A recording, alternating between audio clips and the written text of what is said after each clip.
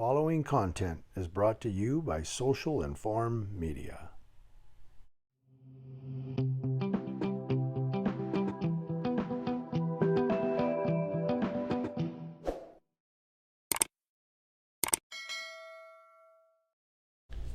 This story today is brought to us from WSWS.org,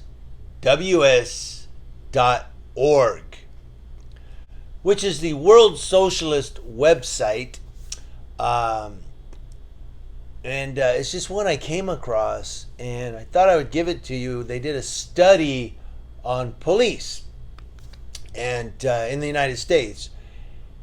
But I saw the website is from the World Socialist websites. I don't know, maybe they'll have a narrative here or a spin, because it's not your local MSN. It's, worldsocialistwebsite.org. But I'm going to give it to you and see what your opinions are on this. Approximately 1/3 of those killed by the police in the United States since 2015 were running away, driving off, or attempting to flee when lethal force was used against them. Now, they're saying that The Guardian published this conclusion on Thursday after reviewing a database of police killings in the past 7 years maintained by the research group Mapping Police Violence. Now, some people who are huge cop supporters or law enforcement supporters, you blue line people, are going to say that that's the lesson learned, is don't run away from the cops, don't drive off, don't attempt to flee. When the cops tell you to do something, you do it.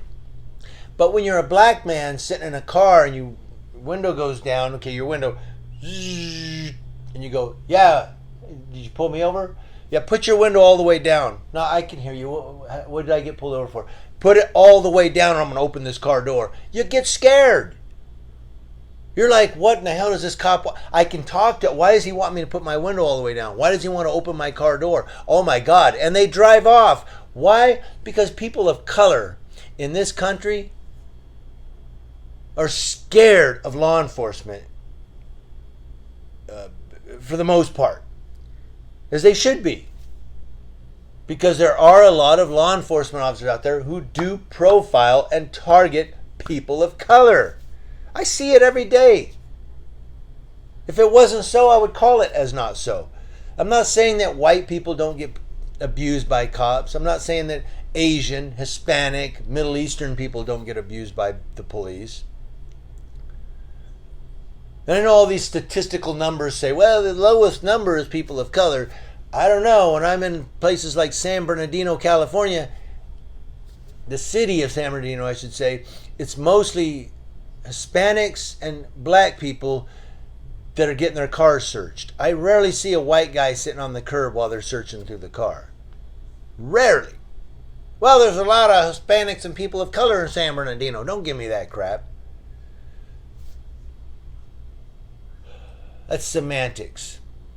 So the report notes police in America have killed more than 2,500 people who were fleeing, and those numbers have slightly increased in recent years, amounting to an average of roughly one killing a day of someone running or trying to escape.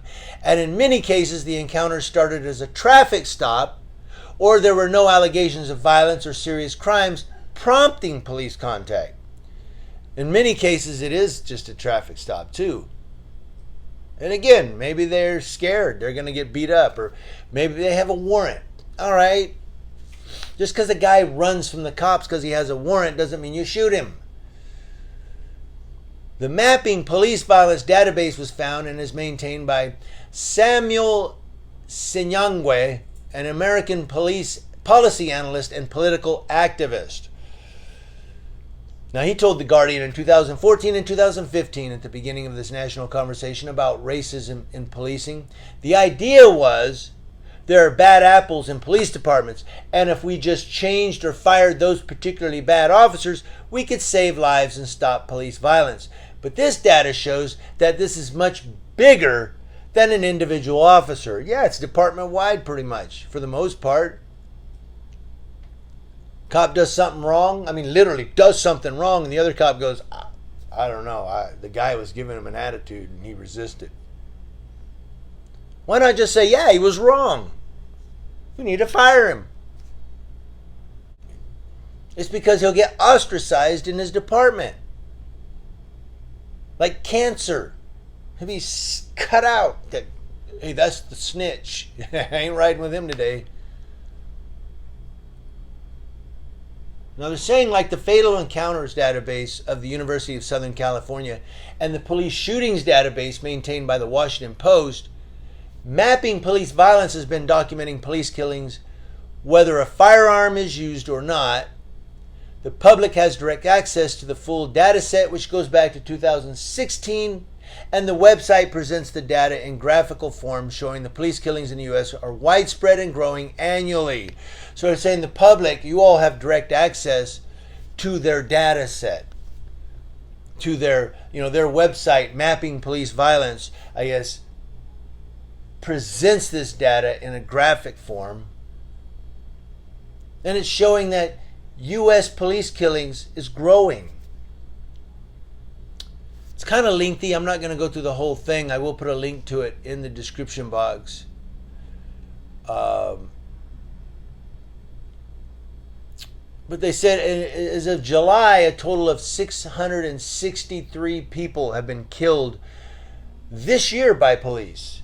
202 of them out of the 663 while fleeing. That's a third. Just about a third. Close to a third. Only 3 officers have been charged in the cases of flight, and so far, no convictions. If it was you or I, not police officers, who shot someone running away, well, he was running out of my house. Well, he wasn't in your house anymore, so we're going to charge you. The cop can do it, and it's like, well, hey, he's in line of duty, he's running from the police. A recent instance of police shooting to death someone fleeing was the brutal gunning down of 25-year-old Jayland Walker in a hail of gunfire in Akron, Ohio on June 27th during a traffic stop. We talked about that one. An autopsy showed that Walker was struck with 46 bullets, at least 5 of which entered his back. Medical examiner said that he was hit so many times, so many of his injuries were life-threatening, that it was impossible to determine which bullet caused his death. Basically, the first one, I guess. I don't know, all of them. Who knows? Another instance of police shooting attempting to flee is the gunning down of 23-year-old Robert Adams in San Bernardino, California. That's the one in the parking lot. Remember where the 2 cops ran up and shot him? Later died at the hospital. The 2 officers jumped out with guns, and that one's being really protested by people in San Bernardino. In fact, Benjamin Crump has taken what I want to say, the litigious stance on that. I lost my train of thought. But Benjamin Crump is in on that one for litigation. Now, that's the one, too. I didn't know what happened. I stumbled upon that scene that night. I think I have a video of it. I'm not sure. But it's all taped off, and I go, wow, something happened here. That was the Robert Adams shooting, and I kind of stumbled on it. It was late at night. It happened earlier in the day. I digress. In 2019, a Georgia officer who killed an unarmed fleeing man was acquitted of manslaughter but found guilty of violating his oath and given 1 year in prison for homicide. Sheriff's deputy in San Diego pleaded guilty earlier this year to voluntary manslaughter after he killed a fleeing man, but he avoided state prison instead getting a year in jail. And then it talks about some more cases. You can read it below. The basic bottom line here is that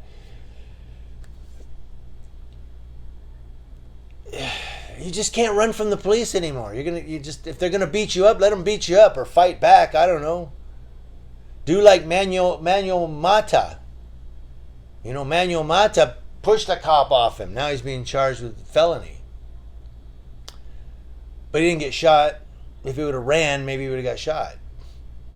And it looks like if you run from the cops, they're going to end it fatally.